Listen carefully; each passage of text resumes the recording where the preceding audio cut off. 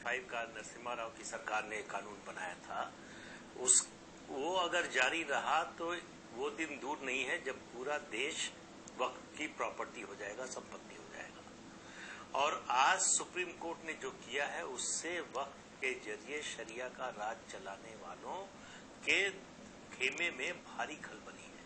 उनको समझ में नहीं आ रहा है कि ये हो क्या रहा है और हो कैसे रहा है। उनको ये कभी उम्मीद नहीं थी कि वक्फ एक्ट को जो है चैलेंज किया जा सकता है। उनका मानना है कि जो एक बार वक्फ की प्रॉपर्टी हो गई वो हमेशा के लिए। वक्फ का मतलब है जो संपत्ति खुदा को अर्पित कर दी गई, खुदा को भेंट कर दी गई, वो खुदा की हो गई, उसका इस्तेमाल हो सकता है लेकिन उसको और किसी को ट्रांसफर नहीं किया जा सकता। जिस तरह के मामले सामने आ रहे हैं, अभी हाल ही में गणेश चतुर्थी के समय जिस तरह से कर्नाटक में ईदगाह के मैदान पर गणेश प्रतिमा लगाने से रोक दिया मुस्लिम समुदाय ने, वक्फ बोर्ड ने, और हिंदू पक्ष को सुप्रीम कोर्ट तक आना पड़ा, हाई कोर्ट, फिर सुप्रीम कोर्ट अपने ही जमीन पर जो है अपने ही भगवान की प्रतिमा लगाने के लिए 2 दिन के लिए। तो इससे आप अंदाजा लगाइए। अभी तमिलनाडु के एक गांव की घटना सामने आई है जहां गांव की 90% जमीन जो है वो घोषित कर दी गई है वक्फ की।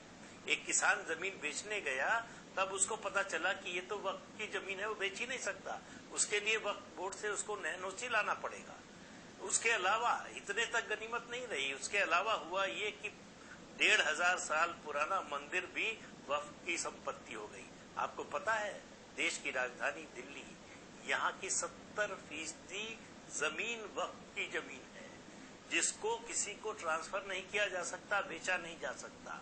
तो इसके जरिए ये जो 1995 का कानून बना था, दरअसल ये मुसलमानों को खुश करने के लिए कांग्रेस पार्टी ने बनाया था। जो विवादित ढांचा अयोध्या का था वो उसके गिरने के बाद मुसलमानों को संतुष्ट करने के लिए, खुश करने के लिए, उनके अपीजमेंट के लिए ये कानून बनाया गया था जिसमें असीमित अधिकार है वक्फ बोर्ड को।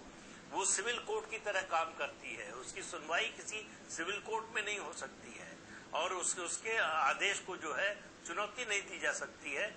वही तय करेगा, वही जज है, वही ज्यूरी है, वही वकील है, सब कुछ वही है।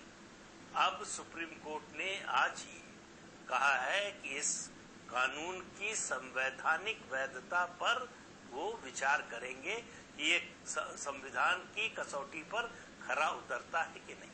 ये हमारे ही देश का संविधान है जहां सेकुलरिज्म और माइनॉरिटी दोनों शब्द एक साथ आते हैं, दोनों परस्पर विरोधी हैं। अगर हम सेकुलर हैं तो कोई माइनॉरिटी मेजॉरिटी नहीं है, किसी का विशेषाधिकार नहीं है।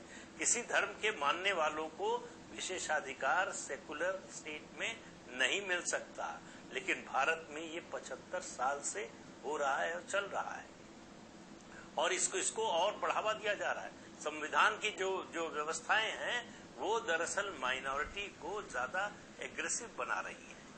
उसका नतीजा है कि इस कानून के जरिए जिस तरह का अत्याचार होना शुरू हुआ उसके खिलाफ आवाज उठनी शुरू हुई।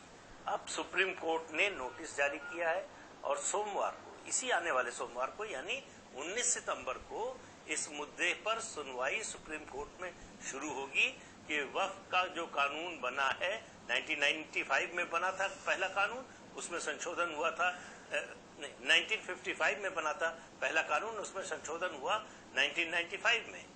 तो वो कानून संविधान की कसौटी पर खरा उतरता है कि नहीं, संविधान के प्रावधानों के मुताबिक है कि नहीं। क्या एक धर्म विशेष के लोगों को उनके अधिकारों से वंचित किया जाता है इसके जरिए? क्या एक धर्म विशेष के लोगों को विशेष सहूलियत दी जाती है, विशेष अधिकार दिए जाते हैं? इन सब मुद्दों पर विचार होना है और फैसला होना है।